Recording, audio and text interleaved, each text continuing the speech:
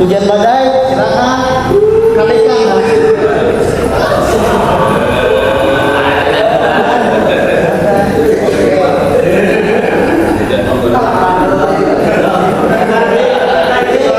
Kasih hujan badai, sekarang hujan badai.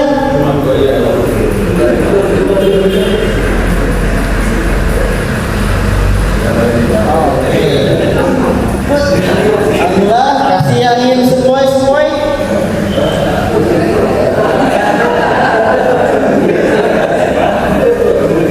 Oke, sekarang menghadap ke depan dulu. Nah, ke depan, jangan lupa ya. Di sini ada dua ya. Sekarang semuanya kayak gini. Sambil tarik nafas, tahan. Tarik nafas, angkat. Ya, tahan. Nafas turunkan. Oke, sekarang tarik nafas lagi. Oke, sekarang turunkan. Oke, alhamdulillah semoga lancarnya selesai.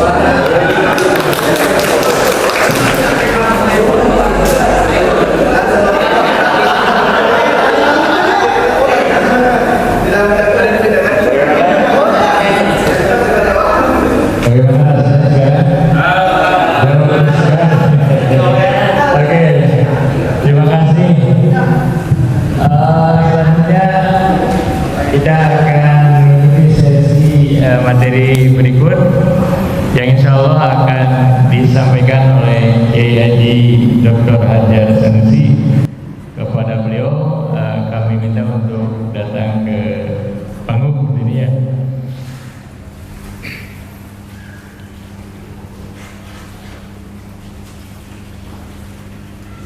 Supaya waktu yang tersedia bagi kita bisa kita manfaatkan dengan optimal, maka tidak berlama-lama, mari kita bersama-sama mengikuti presentasi yang akan disampaikan oleh Bapak Kiai Haji Hajar Sanusi dengan judul Ulama Perspektif Al-Quran, Hadis dan Sejarah.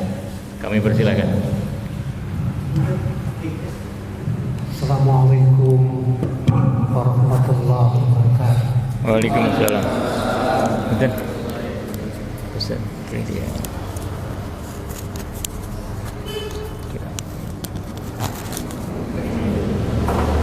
Alhamdulillahilladzi akmalad din wa atammal in'am wa radiyal islam li ibadihil mu'minin dinam wasilan ila daris salam. Asyhadu an la ilaha illallah wa asyhadu anna Muhammadan abduhu wa rasuluh. Allahumma shalli ala Muhammad wa ala ali Muhammad, amma ba'du.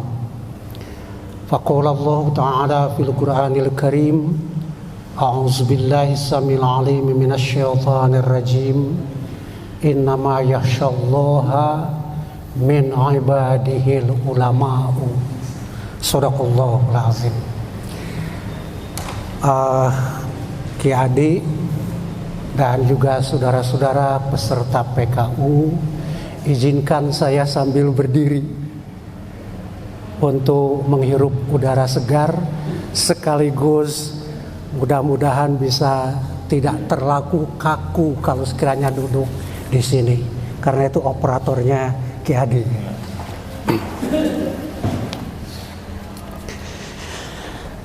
Para bapak dan ibu yang saya muliakan, kita bicara tentang ulama perspektif Quran, hadis, dan sejarah. Sebuah tema yang besar yang buat saya merupakan tema terlalu berat, tapi mudah-mudahan dengan sharing pengetahuan pada sore hari ini, seharusnya tadi pagi, kita bisa lebih menukik, lebih tajam lagi memahami siapa para bapak dan ibu. Karena kita berada dalam PKU, pendidikan kader ulama. Saya mulai dari sebuah kisah terjadi di abad ke-19 ketika orang-orang Eropa mencengkeramkan kuku penjajahannya hampir di seluruh negeri Islam. Inggris tadi dikatakan oleh Pak Asep bukan saja India, tetapi juga Pakistan termasuk, dan Iran adalah bagian kekuasaan mereka. Asa kutip dari cerita di Iran, ada seorang ulama namanya Mirza Shirazi yang pada saat yang sama dia menjadi marja taklid. Marja taklid itu seorang ulama yang pelbagai fatwanya harus diikuti oleh mereka yang menganut paham seperti marja taklid tersebut. Nah, ia hidup dan juga menjadi pemimpin keagamaan di Iran itu pada saat Nasiruddin Shah dari dinasti Qajar, bukan dari dinasti Pahlavi, itu menjadi Shah, menjadi raja. Nah, ketika ia menjadi raja, walaupun ia tidak memiliki pengetahuan yang memadai, tapi turun-temurun dari ayahnya sendiri, ia disogok, diberi riswah oleh orang-orang Inggris yang isinya mohon supaya Inggris diberi kesempatan dan hak untuk memonopoli perusahaan tembakau, perusahaan rokok kalau kita sekarang ini. Nah, pada saat ia memberikan konsesi kepada perusahaan Inggris yang bernama Regi, rakyat menentang. Bukan sekedar menentang lantaran mereka tidak suka kepada rokok, tetapi banyak pengusaha tembakau di negeri itu menjadi gulung tikar lantaran monopoli kerajaan Inggris tersebut. Akhirnya ditentang oleh masyarakat, tetapi jawabannya adalah tindakan represif, tindakan yang begitu despotik, tindakan yang begitu sebut saja tidak memberikan kesempatan dan kebebasan buat rakyatnya. Korban pun berjatuhan. Kita tidak mengungkapkan berapa ratus atau berapa ribu yang melayang nyawanya lantaran demo yang besar-besaran. Tetapi para bapak dan ibu yang saya muliakan, ketika korban sudah mulai berjatuhan, Shirazi mengeluarkan sebuah fatwa. Fatwanya pendek, tidak berdasarkan kajian-kajian seperti Kiai Asep Ismail tadi sampaikan. Fatwanya cuman penggunaan tembakau dalam bentuk apapun sama dengan melawan Imam Mahdi. Kita tahu Imam Mahdi merupakan salah satu syarat kualifikasi keimanan mereka. Barangkali kalau di Sunni itu beragam pemahaman terhadap Imam Mahdi, tapi di sana itu merupakan dasar dari keyakinan dan keimanan mereka. Nah, para bapak yang saya muliakan, amat menakjubkan, walaupun fatwanya hanya beberapa garis atau beberapa baris saja, tetapi semua orang menghentikan merokok. Semua para pedagang atau para pedagang yang memiliki stok tembakau di toko-tokonya, mereka mengeluarkan semua, kemudian membuangnya ke tong-tong sampah. Yang sangat menarik pula adalah para pegawai istana yang di situ Nasruddin berkuasa, mereka memotongkan hoka itu pipa panjang yang diisap oleh banyak orang sebagai tanda bahwa mereka berada dalam peringkat yang elit dibanding dengan orang-orang elit ya. Atau margileh, kalau margileh pipa kecil yang digunakan oleh orang-orang kecil juga. Pada saat ia melihat gerakan yang aneh di istananya, para pegawai tidak mau lagi merokok, bahkan mematahkan hoka-hoka mereka. Sang raja bertanya, ada apa gerangan? Ada apa yang terjadi di sini selama aku berada di luar tadi? Lalu sang pemaisuri mengatakan, tembakau telah diharamkan, rokok telah dipatwakan tidak boleh dikonsumsi oleh siapapun. Tatkala ditanyakan, siapa yang mengharamkan rokok? Dia yang dulu menghalalkan kita menjadi suami istri. Nah, ini merupakan cerita yang sangat menarik untuk saya jadikan sebagai entry point untuk berbicara tentang ulama. Barangkali kita sepakat, mestinya apa yang dikatakan ulama, apa yang dipatwakan ulama, itu pula lah yang harus dipatuhi oleh umat. Itulah yang harus diikuti oleh anak-anak atau rakyat-rakyatnya. Tetapi mari bandingkan dengan kita sekarang ini. Tatkala muncul fatwa haram melaksanakan Natal bersama pada tahun 84, apa yang terjadi? Bapak-bapak yang saya muliakan, sampai hari ini masih ada orang-orang Muslim yang melaksanakan Natal bersama. Ketika SDSB muncul dan Pak Quraish Shihab atas nama MUI waktu itu mengeluarkan fatwa bahwa SDSB haram, besok harinya masih tetap ada kelompok muslim yang membeli SDSB. Bahkan kemarin Oktober 2024, ulama mengadakan apa yang disebut dengan ijtima di Bangka. Salah satu keputusannya adalah salam plus itu tidak diperkenankan, karena assalamualaikum yang ditambah dengan kalimat-kalimat lain itu berisi doa, ibadah buat orang-orang lain. Tetapi bapak-bapak, kita bisa temukan bagaimana reaksi dari kaum muslimin sendiri. Fatwa-fatwa NUI seperti lewat begitu saja tanpa ada keinginan untuk membumikan dan mengaktualkan dalam kehidupan sehari-hari. Padahal kita ingin sekali lagi ulama, apalagi itu majelis fatwa yang mengeluarkannya, itu ditaati oleh kaum muslimin.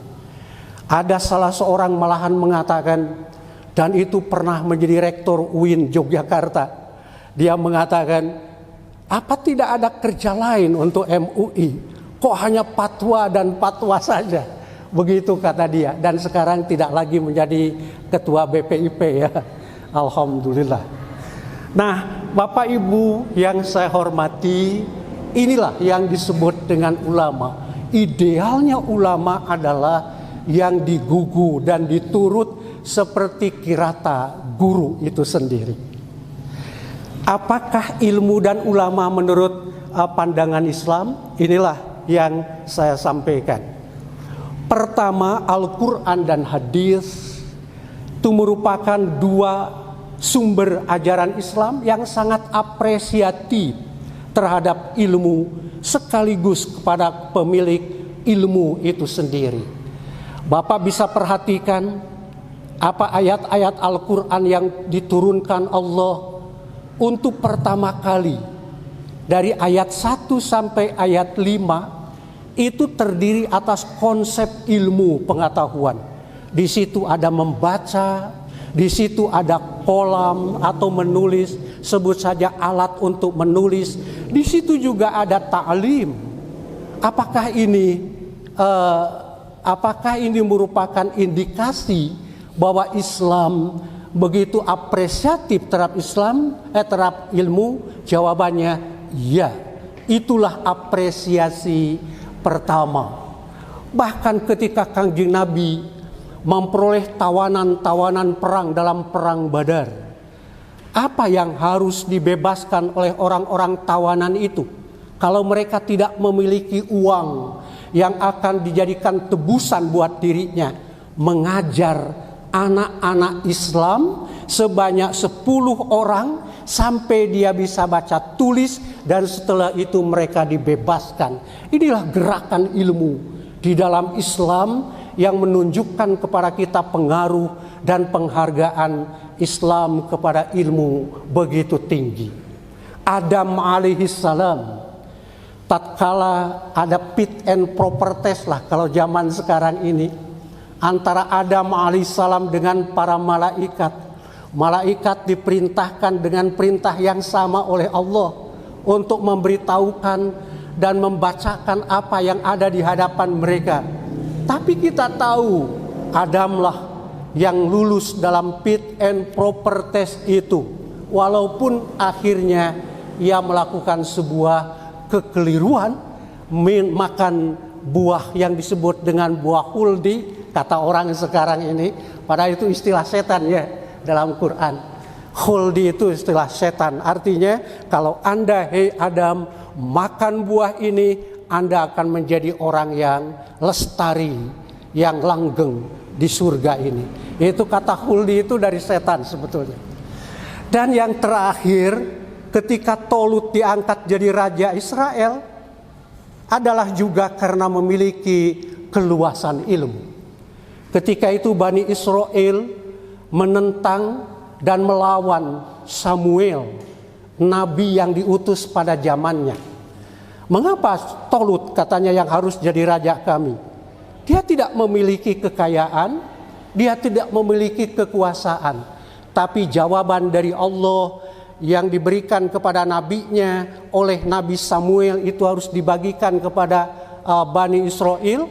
Jawabannya adalah Tolut itu adalah orang yang memiliki bastotan fil ilmi wal jasad. Dia memiliki pengetahuan yang luas dan juga memiliki postur tubuh yang layak untuk menjadi pemimpin. Nah, semua itu buat saya boleh berbeda karena seperti Prof. Asep Samu atau mungkin Kiai Asep Ismail tadi, kita boleh berbeda asalkan tetap bersaudara. Jadi apa yang saya sampaikan ini boleh didebat, boleh juga ditolak. Karena sebagaimana kita ketahui, madhabuna ala sawab yahtamilul khata wa madhabu ghairina alal khata yahtamilus sawab. Boleh jadi pendapat orang lain itu keliru, pendapat kita yang benar, tapi tidak mustahil pendapat orang lain yang benar, kita adalah orang yang keliru.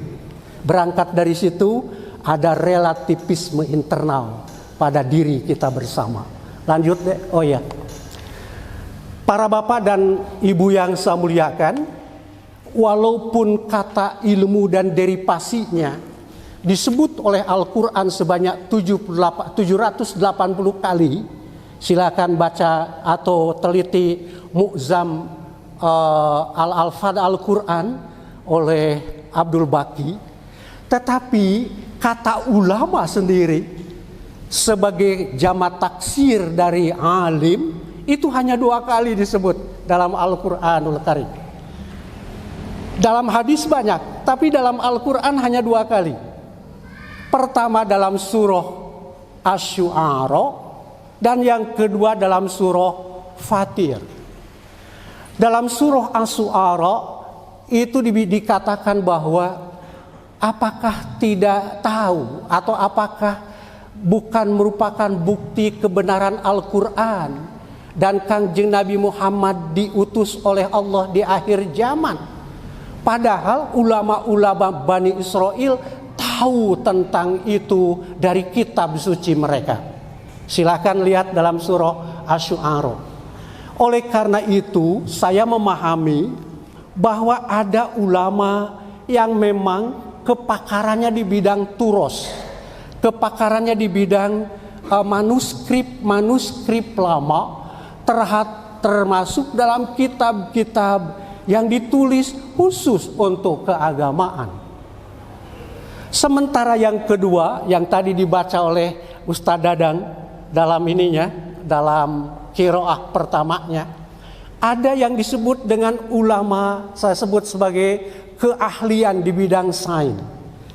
Karena innama yakhsyallaha min ibadihil ulama, itu konteksnya dengan para ahli di bidang non turos. Misalnya ayat yang awal sebelum itu, alam taro annallaha anzala minas sama'i ma'a fa akhrajna bihi samaratim mukhtalifan alwanuha wal jibalu judadun wal jibalu dan seterusnya wa gharaibus sud. Lalu baru di ini wa minan nasi wad dawabi wal an'ami mukhtalifun alwanu kadzalik. Baru innama yasallahu min ibadihil ulama. Kalau begitu, maka ulama dalam surah Fatir bukan ulama ahli di bidang agama dalam arti sempit. Bukan mereka dalam memiliki kepakaran tentang turos. Bukan mereka yang sebut saja mampu untuk membaca Arab gundul di kitab-kitab kuning misalnya. Tetapi yang disebut ulama di sini adalah mereka yang memiliki kepakaran di bidang sains, di bidang teknologi. Karena itu tidak salah kalau kita menyebut Ayatullah Habibie untuk teknologi, Ayatullah Sumitrojoyo Hadikusumo untuk ekonomi, atau barangkali Ayatullah Ismail untuk ekonomi, beliau sebentar lagi doktornya. Nah, para bapak, para ibu yang saya muliakan, inilah yang disebut dengan ulama, sependek yang saya pahami. Jadi kalau sekiranya kita lihat di MUI, kok tidak semua kiai. Ada juga misalnya orang-orang ahli di bidang tertentu yang memang karena pemikiran MUI itu tidak menghususkan, tidak eksklusif ulama itu adalah kiai, tapi siapa saja yang memiliki kepakaran di bidang ilmu yang lain. Pak Asep juga, Pak Asep Solihin, ya Pak Asep Samu, Pak Asep Solihin tadi mengatakan bahwa ulama kita bukan sekedar kiai, tetapi juga adalah dia doktorandes, dia magister, atau mungkin postdoktor dan lain sebagainya. Ini yang jenis keulamaan. Dilanjut. Nah, sekarang kita melihat bagaimana posisi ulama dalam masyarakat. Alhamdulillah sebetulnya tadi sudah disampaikan oleh sahabat-sahabat ya. Saya tinggal mencoba untuk merumuskannya. Dilihat dari perspektif Islam, ulama memiliki kedudukan yang sangat istimewa. Bagaimana tidak istimewanya? Karena Rasulullah Sallallahu Alaihi Wasallam sendiri di poin terakhir saya sebutkan, ulama itu dianggap atau dipandang sebagai warasatul anbiya. Mohon maaf, agak sedikit perhatikan, misalnya di situ tidak disebut warasatul nabi, tetapi warasatul anbiya. Jadi pewaris ilmu-ilmu para nabi. Karena itu kalau sekiranya kita melihat ulama misalnya, lalu dia menjadi kingmaker di satu tempat, menjadi sebut saja penyebab munculnya seorang raja, atau mungkin kingsbreaker yang menyebabkan turunnya atau diimpitnya seorang pemimpin, itu sebetulnya tidak keliru.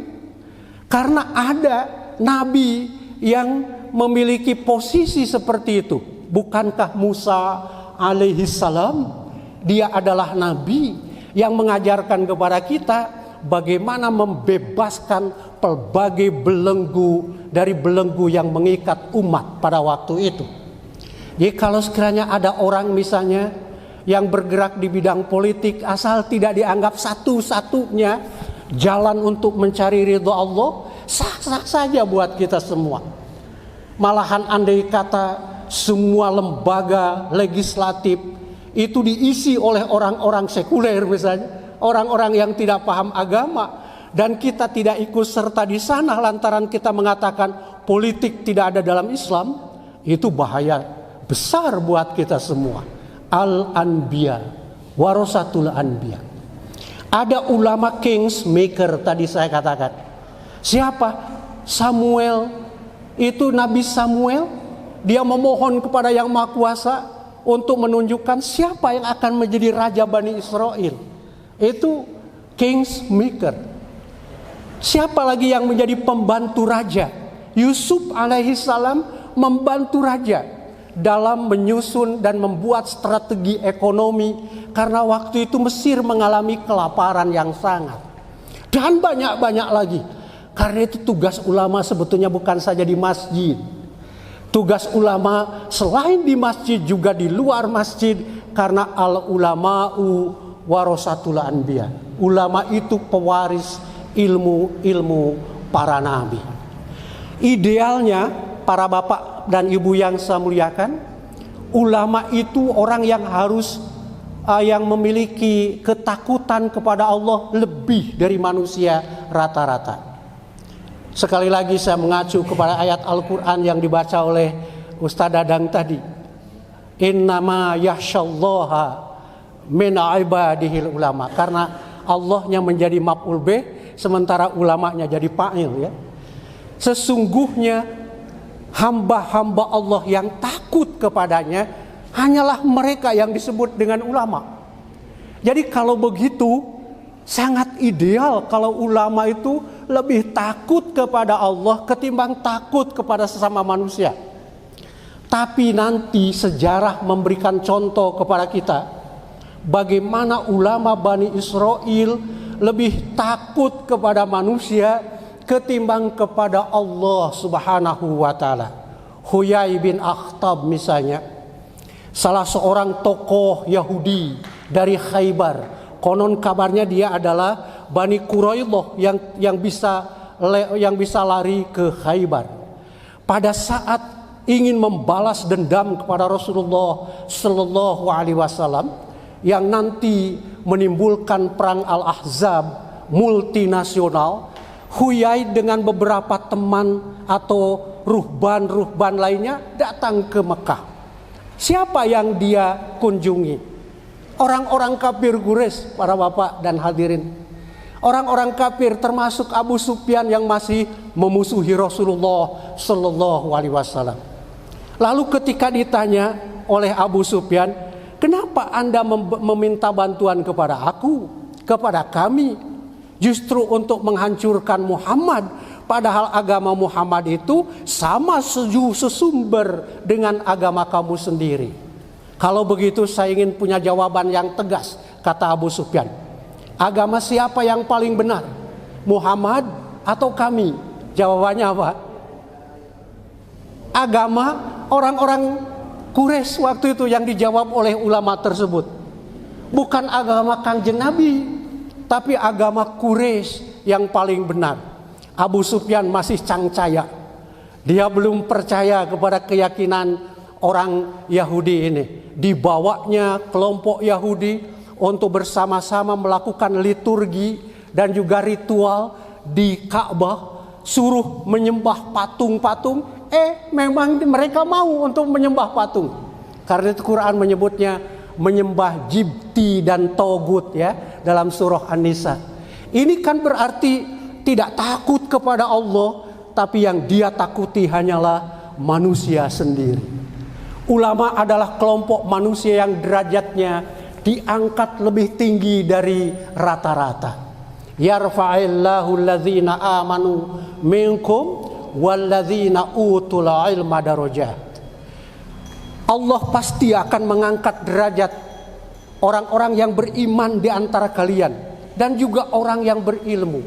Bapak-bapak bisa merasakan barangkali baik di masyarakat kita maupun di luar masyarakat kita, betapa bapak-bapak didudukan dalam kedudukan yang lebih terhormat dibandingkan dengan orang-orang kecil. Walaupun kita semua sama, we are equal, tidak ada perbedaan antara kita dengan yang lain. Ulama adalah mereka yang bersaksi secara adil bahwa tiada Tuhan kecuali Allah. Itu dalam surah Ali Imran 18. Inilah kedudukan ulama menurut sependek yang saya pahami menurut Al-Quran dan Sunnah Rasulullah Sallallahu Alaihi Wasallam. Tapi patut juga kita hunjamkan kesadaran bahwa kedudukan yang tinggi itu bukan sebuah penghormatan, bukan sebuah keistimewaan. Kalau adik saya, Dek Ismail mengatakan noblesse oblige.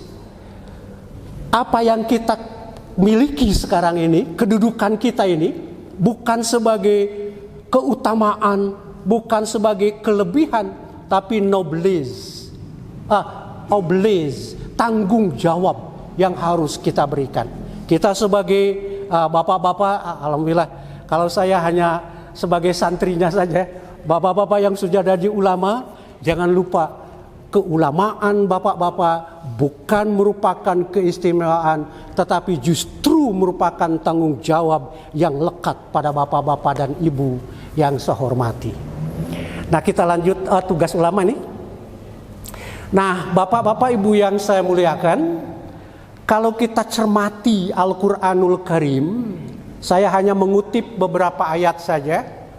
Ada tugas yang utama buat kaum muslimin, khususnya mereka yang menjadi ulama, pengikut Nabi Muhammad sallallahu alaihi wasallam. Pertama, amar ma'ruf nahi munkar. Keduanya, mengajarkan syariah kepada umat. Ini aslinya yuhallilu at-thayyibat wa yuharrimul khaba'ith. Tapi saya singkat dengan mengajarkan syariat kepada umat. Jadi pertama adalah amar ma'ruf nahi munkar. Ini merupakan tugas utama buat para ulama. Dimanapun kita berada, amar ma'ruf nahi munkar harus menjadi concern, harus menjadi kepedulian kita bersama. Sekali kita tidak melaksanakan amar ma'ruf, maka Allah akan menimpakan petaka sama dengan orang yang melakukan kejahatan itu sendiri. Surah Al-A'raf 173 sampai 175 itu bicara tentang umat Musa alaihi salam yang menangkap ikan di hari Sabtu. Kemudian muncul orang yang melarangnya, ini yang beramar ma'ruf nahi munkar, tapi ada juga yang menghadangnya. Kenapa Anda larang mereka, katanya? Kenapa Anda berikan pelajaran kepada mereka? Padahal mereka itu kaum muhlikuhum au mu'azzim azaban syadida. Padahal mereka itu sudah jelas melanggar hari Sabtu, dan mereka pasti akan dirusak atau akan dibinasakan Allah dan akan diazab oleh Yang Maha Kuasa. Tapi yang melakukan amar ma'ruf nahi munkar itu mengatakan ma'dziratan ila rabbikum wala'allahum yattaqun. Saya ini melakukan amar ma'ruf, kata mereka, itu sebagai alasan nanti di hadapan Allah Subhanahu wa ta'ala, wala'allahum yattaqun, dan kami harap agar mereka yang diberi pelajaran, diberi nasihat itu kembali menjadi orang yang takwa kepada Allah Subhanahu wa ta'ala. Ini amar ma'ruf. Di satu hadis misalnya Rasul mengatakan, barang siapa yang melihat kemungkaran di depan matanya dan dia tidak melakukan pencegahan terhadap kemungkaran itu, fayu'ammahum bi'iqabi, maka mereka akan disamaratakan dengan iqab yang aku turunkan kepada mereka. Nah, Bapak yang saya muliakan, ini amar ma'ruf. Yang kedua, menghalalkan yang halal dan mengharamkan yang haram.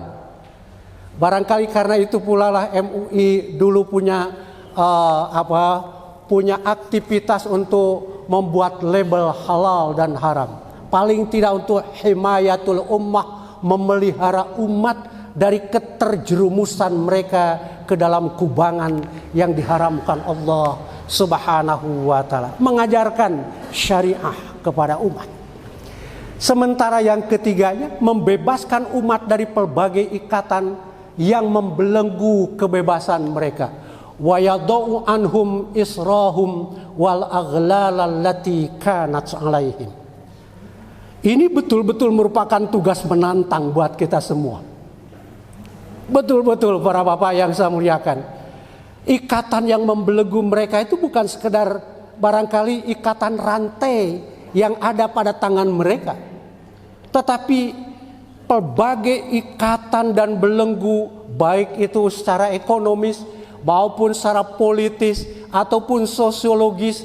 Ulama lah yang harus hadir, kata para pani, di tengah-tengah umat untuk melakukan emansipasi sekaligus liberalisasi terhadap pelbagai macam ikatan dan belenggu yang mengikat mereka.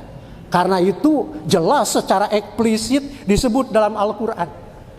Ya'muruhum bil ma'ruf wa yanhahum 'anil munkar wa yuhillu lahumut thayyibat wa yuharrimu 'alaihimul khaba'is wa yadau asrahum wa yadau anhum israhum wal aghlal allati kanat alaihim.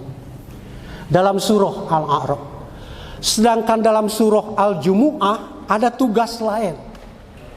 Pertama, mentilawahkan ayat-ayat ilahi.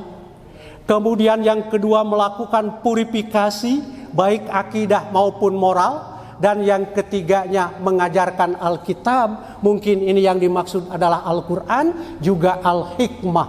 Al-Hikmah banyak maknanya menurut para ahli tafsir. Ada yang disebut pengetahuan, ada yang disebut sunnah, ada juga yang lain-lainnya.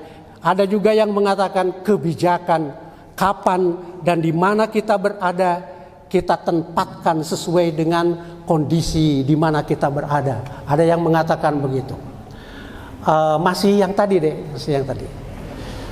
tentang ini bisa dibaca, huwallazi ba'atsa fil ummiyina rasulan minhum yatlu alaihim ayati wa yuzakkihim wa yu'allimuhumul kitaba wal hikmah. Itu dalam surah Al-Jumu'ah. Saya tidak menerjemahkan tilawah karena katanya tilawah itu beda dengan qiraah. Kalau sekiranya membaca dengan kata qiraah, itu apa saja yang dibacanya? Apakah itu manuskrip suci atau sakral atau manuskrip kotor?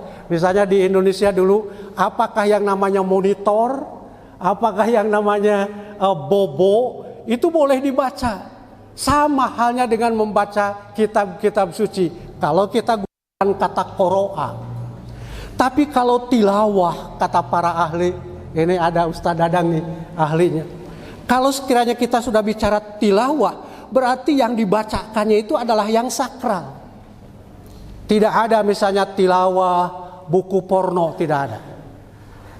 Tilawah itu untuk Al-Quran, untuk kitab-kitab yang positif, untuk buku-buku yang mengandung ajaran-ajaran karimah. Bukan hal-hal yang di luar itu. Ini yang pertama. Kemudian wa yuzakkihim.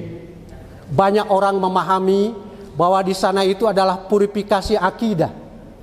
Tapi barangkali bisa kita tambah termasuk pemurnian akhlak, pemurnian moral kita bersama. Karena Kangjeng Nabi Sallallahu Alaihi Wasallam pernah bersabda, innama bu'itsu liutammima makarimal akhlak. Jadi bukan sekedar akidah yang diajarkan oleh Nabi, justru selama 13 tahun Nabi mengajarkan selain akidah yang positif juga adalah akhlak yang karimah. Sementara yang ketiga mengajarkan Alkitab dan Al-Hikmah. Boleh kita berbeda pendapat tentang Al-Hikmah, tetapi paling tidak ada 3 makna Al-Hikmah. Sunnah Kangjeng Nabi, ilmu pengetahuan, atau kebijakan-kebijakan, wisdom. Itu para bukan para kader ya, para ulama ya, para ulama. Baik, kita lanjutkan. Nah, sekarang saya tunjukkan ini sebuah intermezzo saja. Ada ulama Bani Israel yang selalu dikecam. Sebagiannya itu oleh Al-Quranul Karim. Ada ulama namanya Bal'am bin Ba'ura. Saya agak langsung ke sana. Bal'am bin Ba'ura itu ulama yang paham terhadap kitab-kitab terdahulu, terutama kepada Taurat. Dalam Ustaz Dadang sekali lagi nanti tolong dibacakan. Itu bagaimana yang namanya Bal'am bin Ba'ura itu dikatakan dia tahu, dia memahami kitab-kitab yang diturunkan Allah, tetapi akhlada ilal ardi. Akhlada ilal ardi itu bukan berarti kekal ya, tapi cinta terhadap dunia. Bagaimana wujudnya atau indikasinya bahwa dia cinta kepada dunia? Konon kabarnya ketika ada orang yang sedang bersengketa dengan Musa alaihissalam, ada yang mengatakan bukan dengan Musa tapi dengan pengikutnya. Saat itu si Bal'am mestinya membantu orang-orang yang mengetahui agama Musa.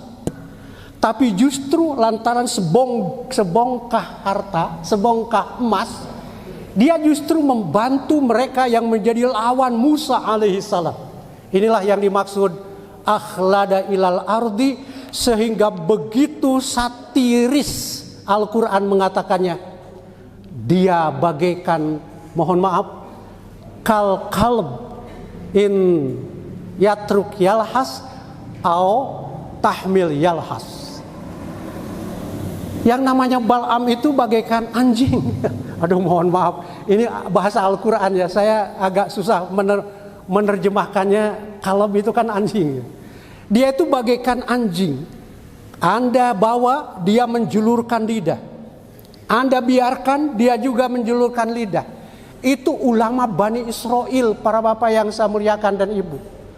Bagaimana kecintaan terhadap dunianya sampai dia membelakangi ayat-ayat Allah dalam Taurat. Dia bukan saja nongongan menurut bahasa Sunda, tapi nongengan. Bukan saja nongongan, tapi nongengan. Inilah yang pertama. Ada juga yang menyembunyikan kebenaran, yang semestinya diungkapkan bahwa Kangjeng Nabi Muhammad itu benar-benar Nabi terakhir. Tetapi kan ulama-ulama Yahudi justru menyembunyikan informasi ini, sehingga mereka dikatakan sebagai penyembunyi ayat-ayat kebenaran. Dan yang terakhir adalah menukar agama dengan harga murah. Disinilah barangkali makna yastaru bi ayati samana qalila. Bukan para bapak ngaji dikasih amplop, itu mah harus. Kalau sekiranya bapak misalnya menjadi penceramah, orang memberikan transport atau memberikan sekedar untuk membeli kitab, itu harus sampaikan kepada para panitia. Yang tidak boleh itu, mohon maaf, yang tidak boleh itu, kalau sekiranya harusnya A, bapak bilang B. Kalau sekiranya harusnya C, bapak bilang D. Itu yang disebut yashtaru bi ayati samana qalila. Sekali lagi itu pendapat Hajar Sanusi. Saya tidak tahu kalau para bapak punya pendapat yang lain. Terakhir Pamungkas. Saya lebih senang sedikit saja, tapi dialognya nanti sampai Pak Profesor Hasan, Pak Hasan atau Pak Tata dulu, Pak Tata. Kalau Pak Tata sudah datang, saya akan hentikan dialog kita. Terakhir, ulama mempunyai kedudukan yang istimewa. Tentu saja karena posisi tersebut, mereka dituntut tanggung jawab yang lebih besar dibandingkan dengan masyarakat pada umumnya. Itu yang namanya ulama. Karena itu ulama tidak boleh seperti dalam Al-Quran, lima taquluna ma la taf'alun kabura maqtan indallahi an taqulu ma la taf'alun. Dalam sebuah hadis dikatakan, ketika surga dan neraka belum dihijab, belum dibatasi, tidak ada demarkasi mana surga mana neraka, tetapi mereka sudah bertempat tinggal di tempat yang sama. Saat itu ada sekelompok orang yang melihat bahwa ternyata dalam neraka itu adalah guru-guru mereka, kiai-kiai mereka. Lalu orang-orang yang masuk surga itu bertanya, limadza tadkhulun nar wa dakhalnal jannata lita'dibikum wa ta'limikum. Kenapa kalian ini, hei kiai-kiai, hei ustad-ustad, kok berada dalam neraka? Padahal kami masuk surga itu lantaran pendidikan kalian, lantaran taklim kalian, lantaran ceramah kalian. Apa jawabannya? Benar, dulu ketika di dunia kami menjadi guru-guru kalian. Kami larang kalian dari perbuatan jahat, kami suruh kalian dari berbuat kebajikan, tapi itu yang tidak kami lakukan. Na'murukum bil ma'ruf, kami suruh kalian untuk berbuat kebaikan, tetapi walam na'mal, kami tidak melakukannya. Nah, ini yang dimaksud tanggung jawab kita ini berat, bapak-bapak yang saya muliakan. Makanya ada istilah, lebih baik kita lebih baik banyak diam ketimbang kita berbicara. Saya sebentar lagi lah. Ya, di situ dikatakan tuba lima yunfiku min fuduli mali wa tuba lima yumsiku min fuduli kalami. Betapa bahagia orang yang bisa berinfak dengan kelebihan hartanya, tapi bahagialah orang yang mampu menahan diri dari kelebihan kata-katanya. Saya ingin mengurangi kata-katanya ini dengan poin ketiga. Ulama mesti punya kewaspadaan. Kehormatan diri jangan berubah menjadi kecaman. Sebagaimana kutukan Allah atas sebagian ulama Bani Israel. Saya katakan sebagian ulama, karena sebagian lagi ada yang menjadi pengikut Rasulullah. Misalnya Abdullah bin Salam, itu menjadi pengikut Nabi yang sangat setia. Makanya Quran mengatakan, lau amana ahlul kitab la khairul lahum minhumul mu'minun wa aksaruhumul fasiqun. Itu dalam surah naon? Ya dalam surah apa sajalah. Ini surah naon teh? Ali Imran ya. Saatosna nyebatkan kuntum khaira ummatin ukhrijat linnas dan seterusnya. Nah, karena itu inilah pertanyaan saya. Mungkinkah fatwa ulama Indonesia dipatuhi oleh kaum muslimin negeri ini seperti fatwa Shirazi oleh orang-orang Iran pada saat itu? Ini tantangan buat kita semua. Fatwa para bapak, fatwa majelis fatwa, fatwa tarjih, fatwa yang lain itu merupakan tantangan buat umatnya. Di sini ada orang Muhammadiyah, misalnya Ustadz Aon. Apakah patuh kepada keputusan majelis tarjihnya? Di sini ada orang NU, apakah patuh kepada bahsul masailnya? Atau orang Persis kepada Dewan Hizbahnya? Barangkali kita masih mempertanyakan, apa saya patuh atau tidak? Padahal ulama itu patut untuk dipatuhi lantaran mereka memiliki keunggulan keilmuan lebih dari kita semua. Kecuali kalau para bapak sudah memiliki tingkat dan kedudukan yang sama dengan mereka, di mana ijtihad juz'i sudah bisa kita lakukan. Tentu tidak ijtihad kuli, tapi ijtihad juz'i mungkin bisa dilakukan. Mudah-mudahan apa yang saya sampaikan, walaupun di antara kita ada yang sudah ngantuk, maklum jam 12, jam 1 ini bukan saat-saat belajar.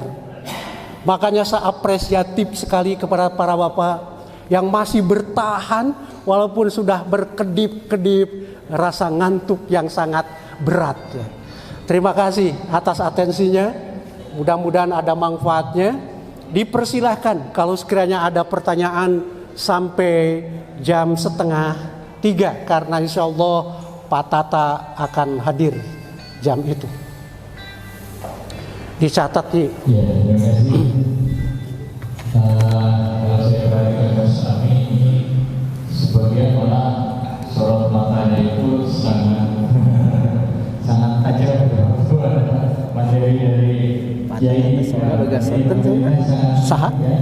Pak Tata, oh gitu. Namanya kalau abdi mas sonten bagian sorotnya. Oh gitu. Ya, itu taya sesahannya. Pak iya kan Dacan Sumpi. Itu ya Pak Hasan Dacan. dasarnya. Orang-orang kalau diskusi ya. Paling gitu bahwa Diskusi malah paling atas. ya Ternyata atas abdi malah menimbulkan pembahasan dan pada asal. Nah, maka kalau ada yang mau ditanya, biasa sejam diskusi. silakan. Margi patata tetiasa. Oke, usuk. Atas abdi mah diskusi. Oh iya. Ya. Ya, kami persilakan kepada tim penanya pertama dulu dari sektor ini. Sebentar. Iya. Terima kasih. Nama saya Haji Rosadi dari Cibiring Kaler. Yang saya tanyakan, ulama itu semua sudah pada mengetahui ada dua ulama, ada ulama usuk dan ulama itu. Bagaimana tanggapannya? Mungkin apa yang menjadi pertanyaan, apakah bisa seperti fatwa Shirazi? Ini masyarakat masih bingung, ulama yang mana yang harus diangkat. Itu mungkin. Terima kasih. Assalamualaikum warahmatullahi wabarakatuh. Pertanyaan. Oke, bismillahirrahmanirrahim. Assalamualaikum. Semoga kebaikan senantiasa membersamai Ustadz. Pembahasan terkait perkenalkan, nama saya Rudi Rohmana atau dipanggil Abu Hamasah dari MUI Antapani atau Antapani Kidul. Berkaitan tentang ulama menurut perspektif Al-Quran dan Sunnah. Ya, mungkin akhir-akhir ini terjadi kegaduhan ya, diantaranya utusan presiden yang menghina salah satu penjual es teh. Saya tidak sebutkan, tapi saya pribadi mendoakan kedua belah pihak. Nah, maka timbullah di TV One, termasuk MUI sendiri hadir di situ sekitar beberapa hari yang lalu, jam 7:30 malam setelah Isya, terkait sertifikasi ulama. Nah, kita kan di sini kan sedang mengikuti pendidikan kadar ulama. Nah, apakah kita juga ada pembahasan atau kurikulum yang dipelajari lebih khusus agar kita juga mendapatkan sertifikat tersebut? Ya, mungkin memang keilmuan kita belum terlalu mendalam, tapi setidaknya kita bisa mengetahui teknis untuk mengikuti sertifikasi ulama, dan tentunya benefitnya apa saja yang akan didapat oleh kita selaku khususnya yang PKU angkatan pertama dan lanjutan sekarang, agar kita juga lebih terbuka terkait sertifikasi ulama tersebut. Demikian dari saya.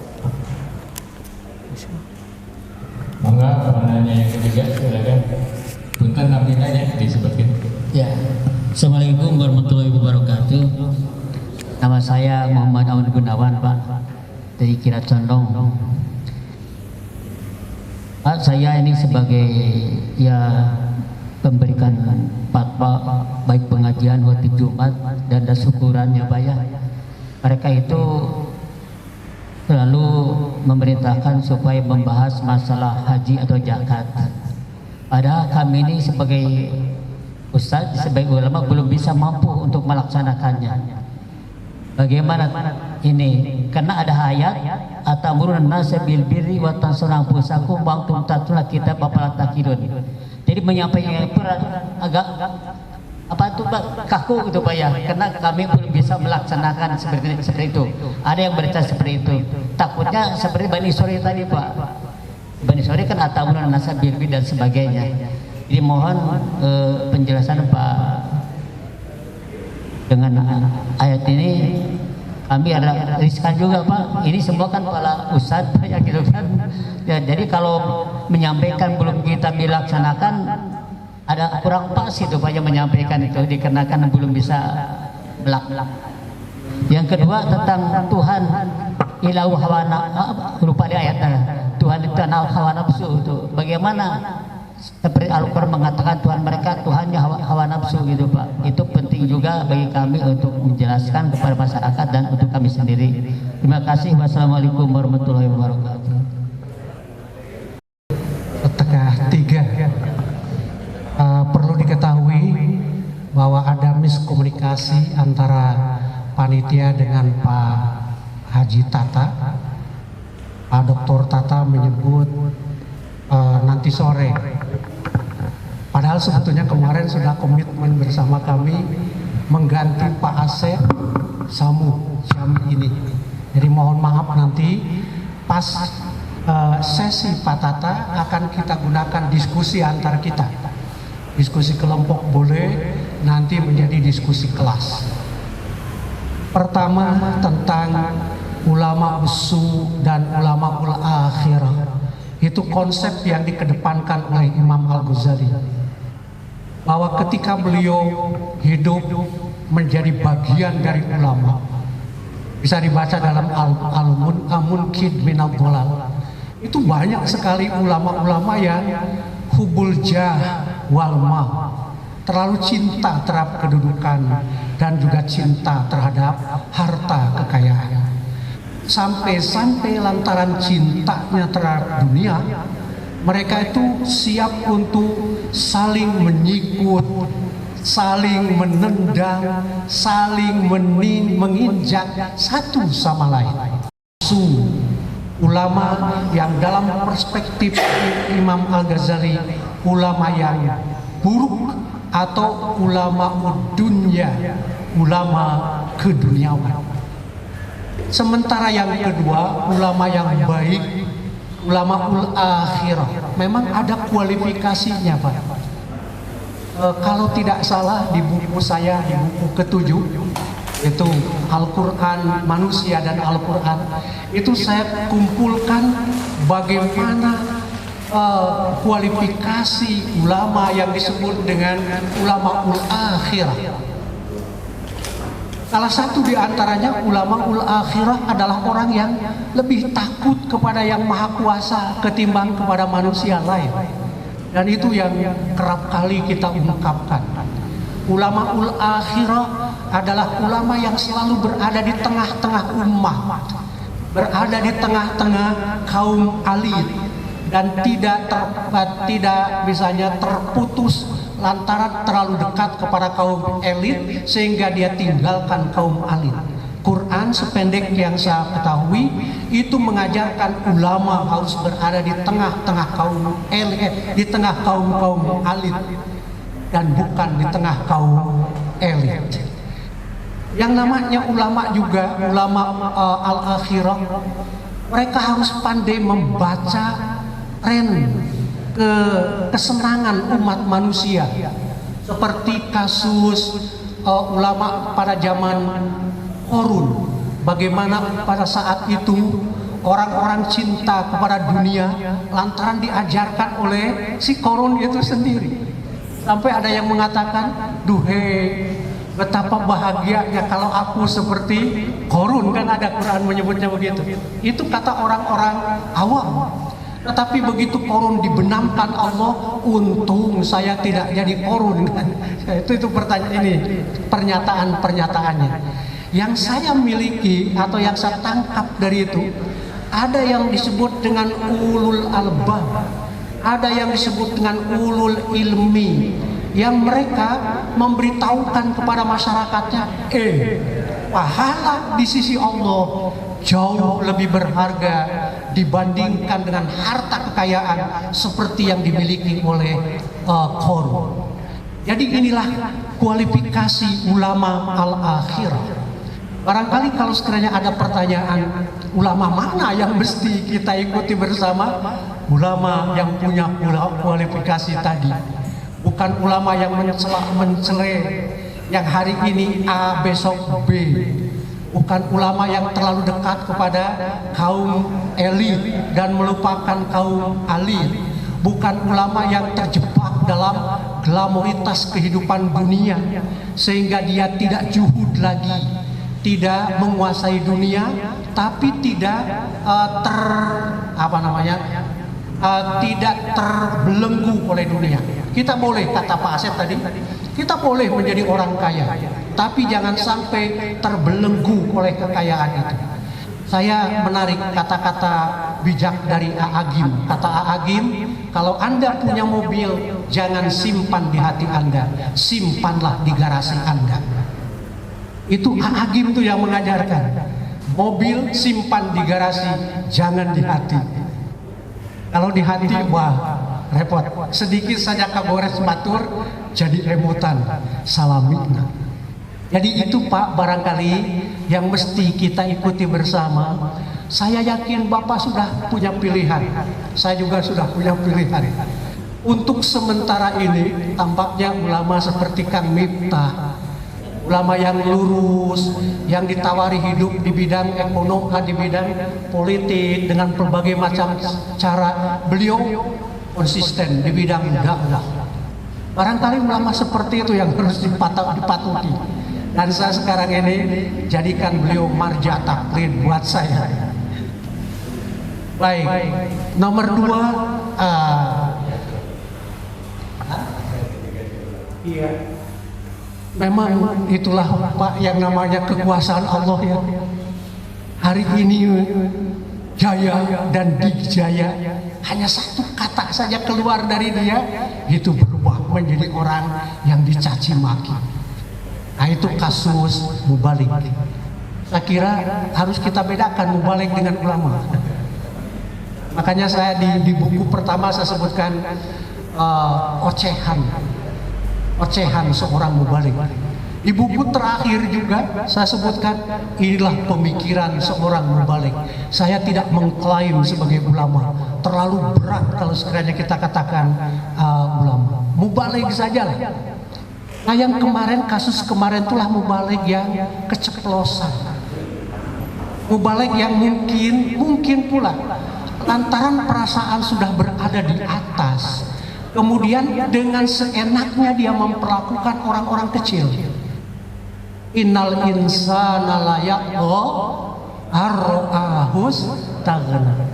Manusia itu kadang-kadang terjebak oleh kesenang-wenangan, kepongahan, kemudian ketakaburan, lantaran merasa diri berkecukupan.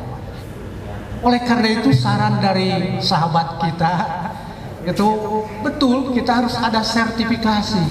Tetapi apa standarisasinya? Inilah yang belum muncul di kalangan mereka yang mewacanakan sertifikasi ulama, sertifikasi mubalik. Saya khawatir jangan-jangan nanti ada sertifikasi, tapi bukan untuk mengedepankan kualifikasi ulama atau mubalik yang qualified, tapi justru untuk membatasi mereka lantaran dianggap terlalu radikal misalnya. Dalam berbicara terlalu berani mengkritik, sehingga harus diberok, harus masuk buku yang disebut dengan sertifikasi. Sependek sertifikasi itu diniatkan untuk meningkatkan kualitas ulama dan mubalik, saya setuju. Tapi kalau sekiranya sertifikasi itu lantaran untuk menghadang mereka yang dipersepsikan orang radikal, dipersepsikan orang yang lain, liberal dan lain sebagainya, buat kita barangkali seperti Prof. Asep tadi katakan, satu hal yang biarkanlah pemikiran itu bebas, jangan sampai dibelenggu, karena hanya dengan pemikiran yang bebas kita bisa menjadi manusia yang terus meningkat dalam pengetahuan. Saya kerap kali membaca, karena saya sekarang juga adalah ngajar filsafat Islam, itu kemajuan orang-orang Islam pada awal atau generasi awal, terutama pada zaman Bani Abbasiyah, itu lantaran kebebasan berpikir yang tidak dibelenggu, kebebasan berpikir yang diberikan keluasan, diberikan atmosfer yang begitu, ruang publik yang begitu luas. Nah, kita juga demikian. Barangkali sepakat sertifikasi harus, jangan sampai muncul mubalik-mubalik yang sebetulnya tidak bertanggung jawab baik secara keilmuan maupun moralitas. Tetapi jangan sampai sertifikasi dijadikan sebagai alat untuk membelenggu kebebasan berbicara dan berpikir kita bersama. Apakah MUI ini termasuk? Ini alhamdulillah Pak Abdurrahman, alhamdulillah kita misalnya dengan sertifikasi seperti itu, maka ada orang yang mempercayai dia sudah dapat sertifikasi dari MUI, masa dia tidak dipercaya?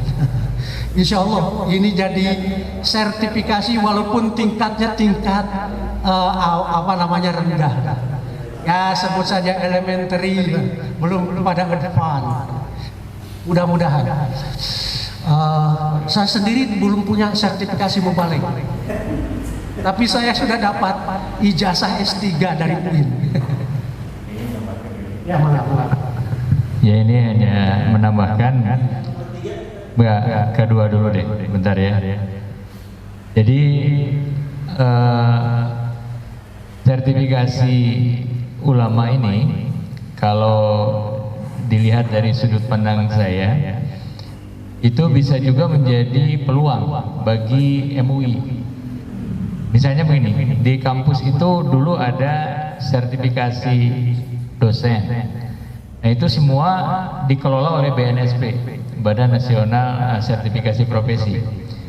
Tapi karena kita tidak puas dengan poin-poin yang disampaikan oleh BNSP, lalu untuk khusus bidang ekonomi manajemen bisnis itu membuat LAMEMBA, Lembaga Akreditasi Ekonomi Manajemen Bisnis. Jadi sekarang ini LAMEMBA ini adalah saingan dari BNSP.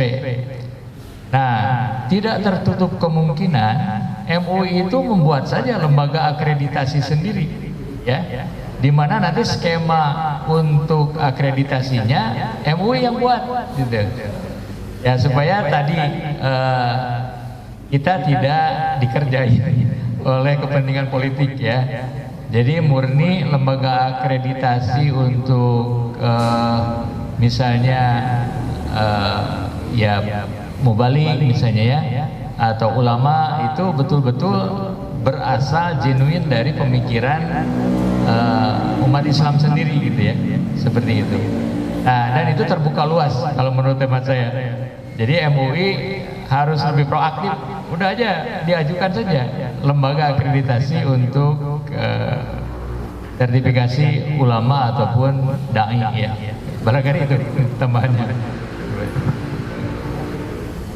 Yang ketiga, ini kasus, ya, case, ya, dari Ustadz Daun. Jadi beliau ini memerintahkan misalnya jamaahnya untuk berzakat, padahal misalnya yang memerintahkannya sendiri belum berzakat, gitu ya. Itu masuk hukum yang tadi, gitu ya. Apakah kita menyuruh orang lain untuk berbuat kebaikan tapi kita sendiri belum melaksanakan?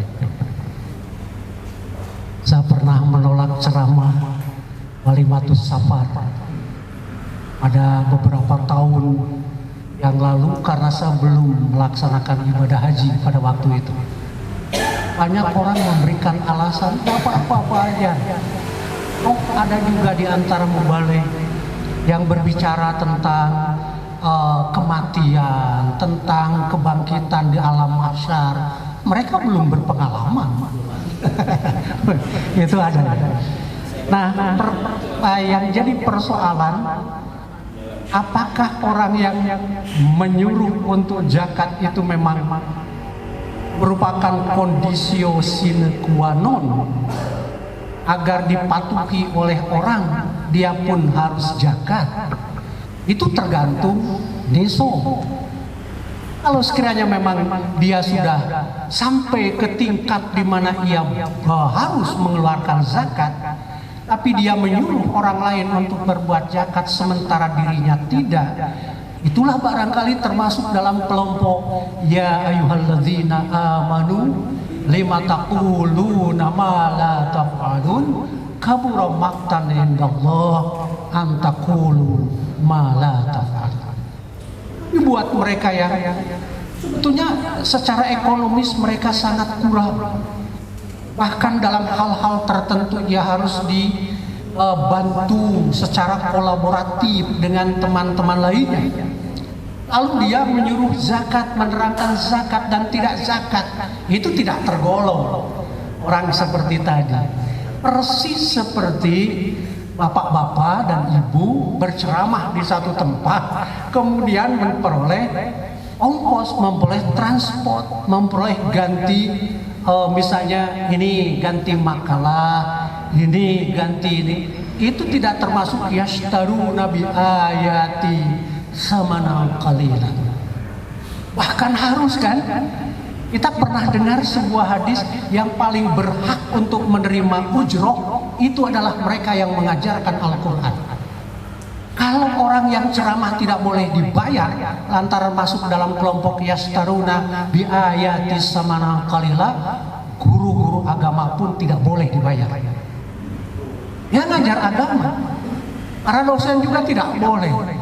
Tapi barangkali yang lebih penting adalah pemahaman dari menjual ayat demi harga yang murah itu adalah membelokkan kebenaran atau mengedepankan keburukan sebagai ganti kebaikan lantaran cinta kepada dunia.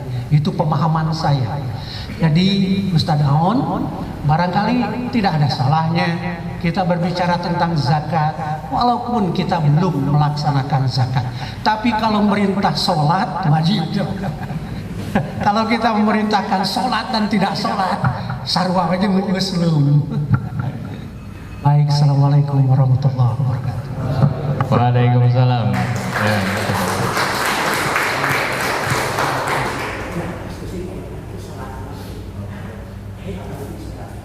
Ya. Makalah handphone dari PowerPoint, kalau para bapak mengendaki kami akan perbanyak, atau cukup dari kopi dari Ada file-nya? apa yang ada. Karena waktu sholat masih cukup lama ya, kita lanjutkan saja diskusinya. Ini sampai jam 15 ya, karena sholat asar 15.14. Ya nanti ada istirahatnya. Mohon masih mangga dibuka sesi yang kedua. Silakan kalau ada yang mau bertanya.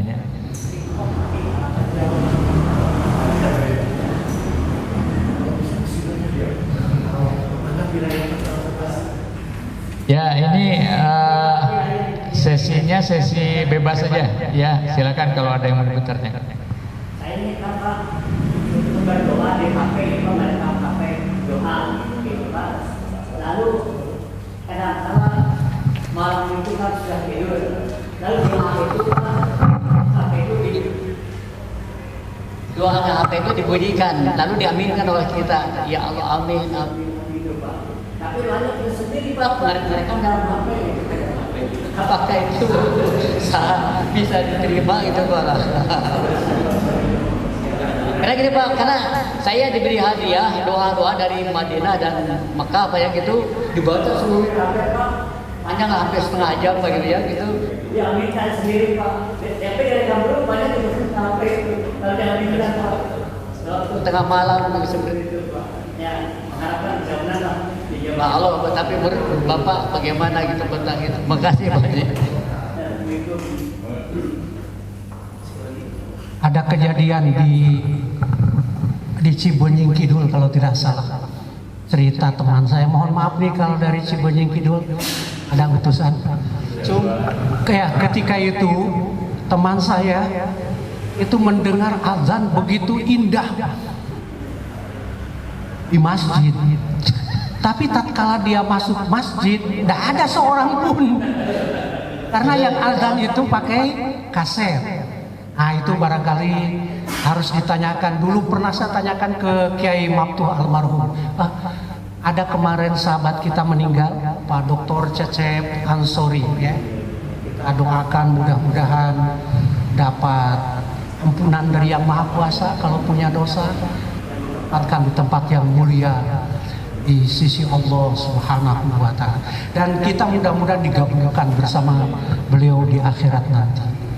Nah, tentang doa boleh Ustaz mengaminkan, tapi barangkali doa yang lebih bagus adalah doa yang kita baca sendiri. Ya lebih baik langsung saja. Biasanya saya begitu. Saya lebih suka kalau sekiranya berdoa sendiri, apalagi kalau susah tidur. Biasanya kan ada perubahan metabolisme sehingga orang yang sudah mulai tua itu agak susah tidur. Padahal itu desain Yang Maha Kuasa untuk lebih banyak bangun daripada tidur. Asa ini ada kiat, ada strategi. Kalau sekiranya ingin cepat tidur, baca Al-Quran atau baca doa. Baca Al-Quran saja yang hafal, Alam Nasroh yang saya baca yang ternyata sampai tidur. Jadi bacanya ya tidur kan sebelum doa masih belum tidur Pak, lalu dibunyikan sambil dengarkan. Betul. Memang itu juga misalnya bacaan Quran kita, itu juga doa kita. Kenapa kita tidak mau untuk menambah lebih capek ketimbang itu? Kita berbaca doa sendiri, baca Al-Quran sendiri. Dulu pernah saya tanyakan kepada Kiai Maftuh almarhum tentang apakah boleh kita mendengarkan khutbah, mengikuti Jumat. Itu karena sekarang kan IT-nya begitu tinggi ya, begitu canggih. kita ikut Jumatan di Makkah Al-Mukarramah atau di Madinah Al-Munawwarah. Kita ada di Bandung, bolehkah atau tidak? Kiai Maftuh belum memberikan jawaban. Saya juga barangkali jawabannya baru itu. Boleh mengaminkan doa dari HP, tapi lebih baik kita berdoa langsung dengan doa kita sendiri. Baik, para bapak masih ada? Tidak, oh masih ada.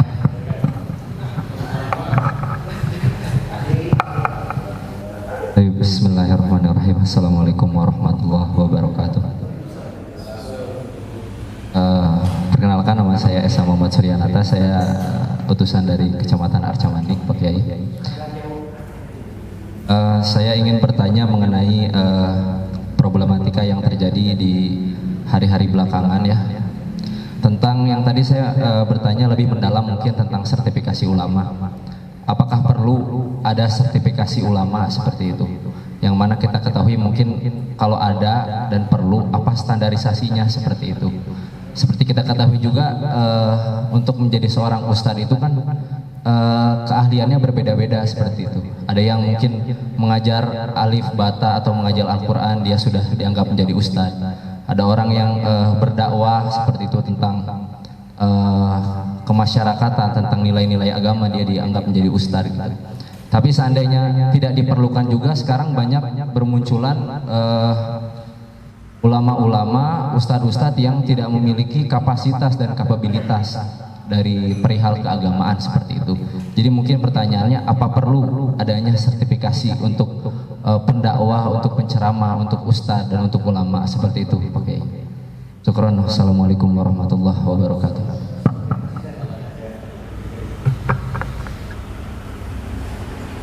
Pertama, saya mengikuti Ismail. Sebetulnya jangan terlalu ditanggapi secara negatif sertifikasi yang sekarang diwacanakan, baik untuk mubalik, ustadz maupun ulama.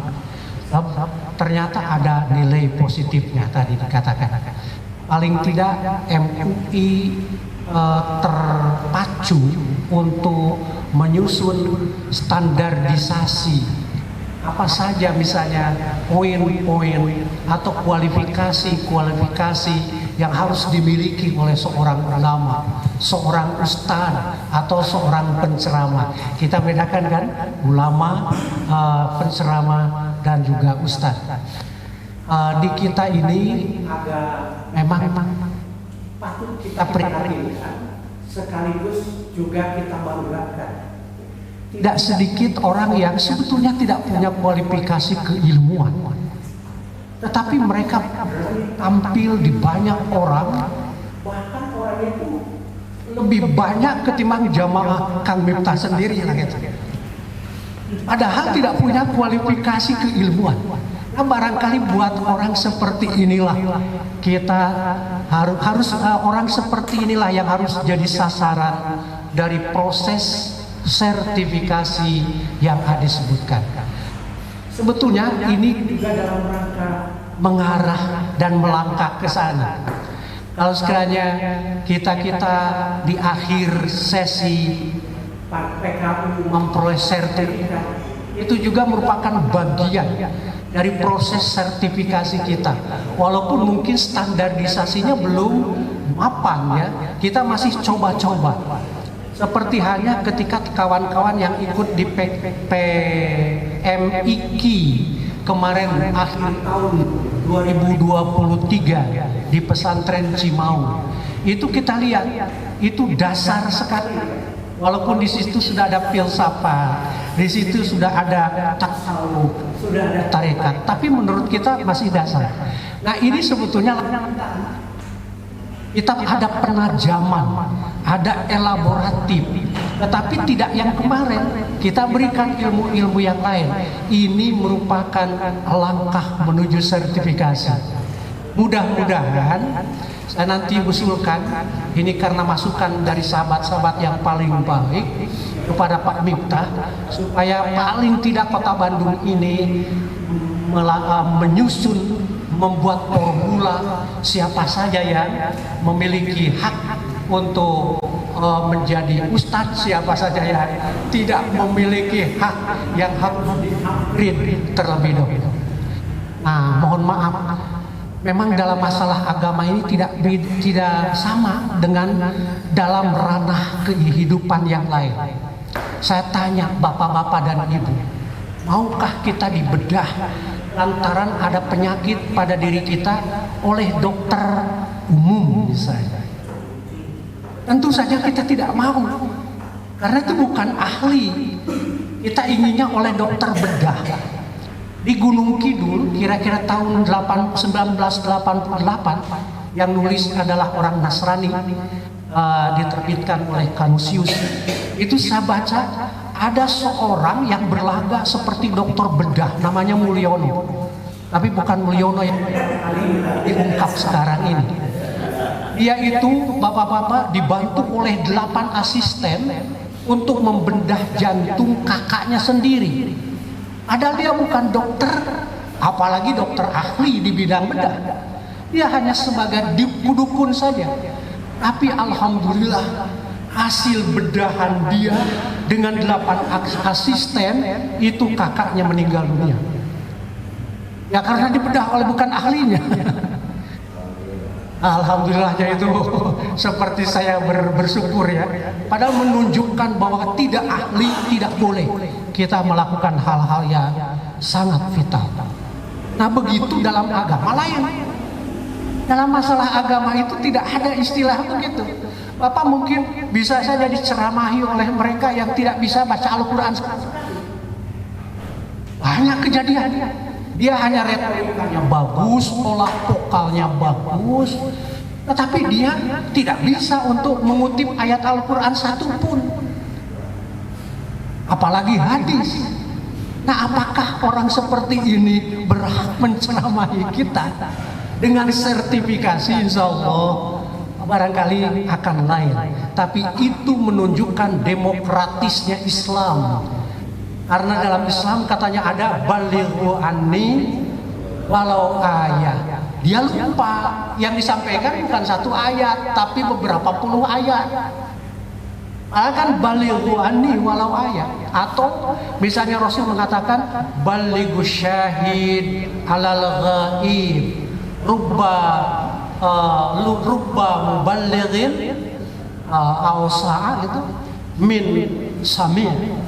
Sampaikan orang yang hadir, sampaikanlah oleh orang yang hadir kepada orang yang gaib. Itu dalam khutbah wadah Kanjeng Nabi. Karena orang yang menyampaikan jauh lebih baik merawat ilmu ketimbang yang hanya mendengar saja. Buat barangkali satu ayat bolehlah gitu. Tapi kalau sekiranya puluhan ayat disampaikan oleh mereka yang tidak paham sama sekali, ini bahaya. Terima kasih. Itu termasuk usulan untuk MUI. Insya Allah mungkin MUI dengan merekrut para pakar, ya, membuat standarisasi.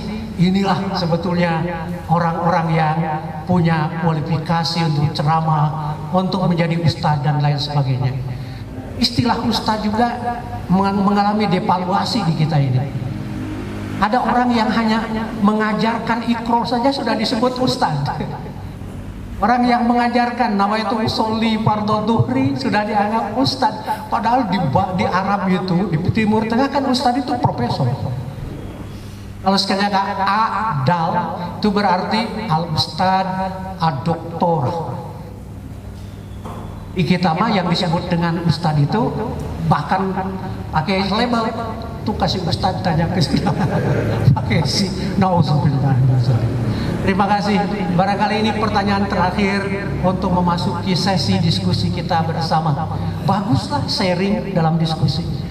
Jangan hanya mau menerima, tetapi kita saling berbagi dengan teman-teman.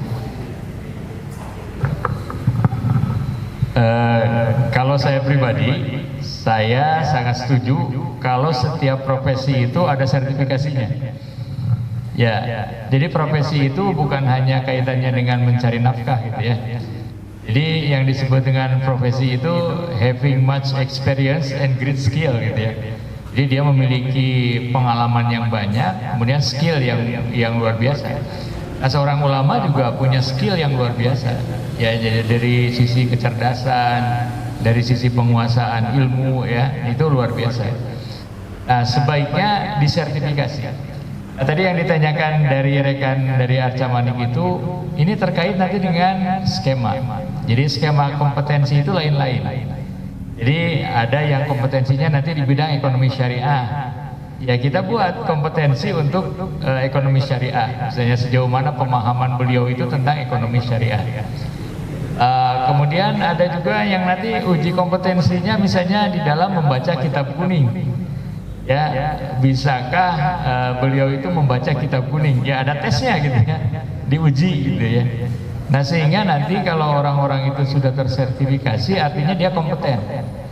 Nah, kompetensi itu tidak diraih langsung. Ada yang uji kompetensi sampai 8 kali baru lulus gitu ya.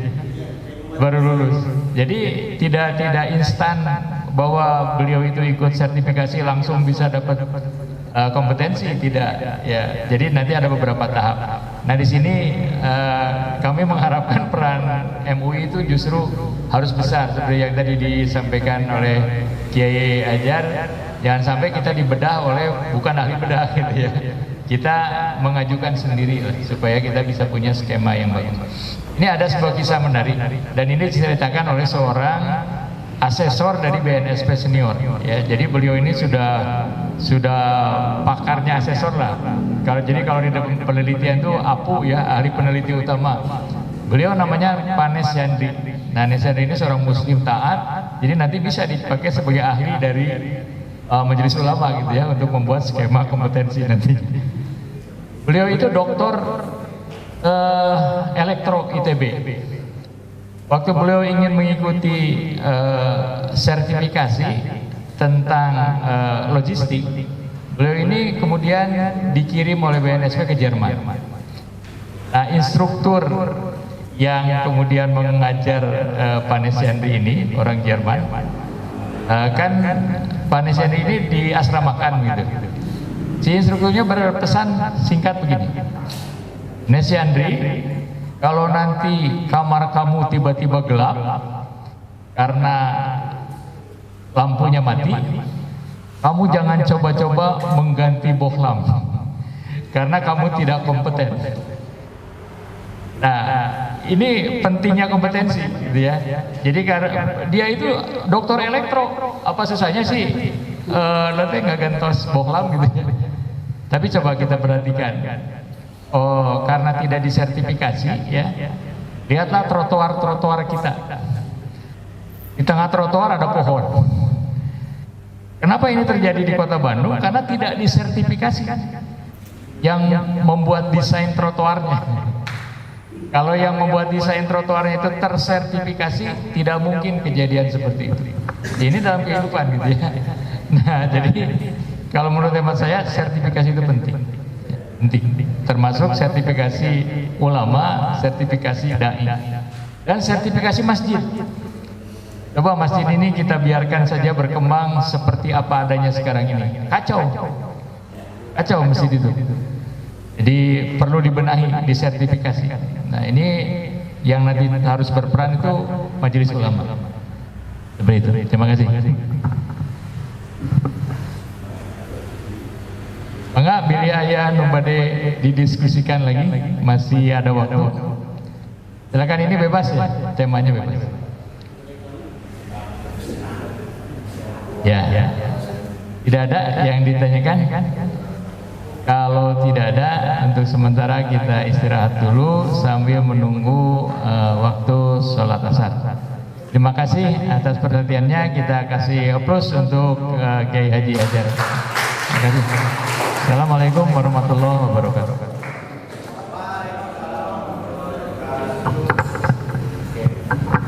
Bismillahirrahmanirrahim. Mohon maaf atas waktunya. Izin menyampaikan informasi untuk data sertifikat yang nanti insya Allah akan dibagikan setelah acara di maghrib insya Allah.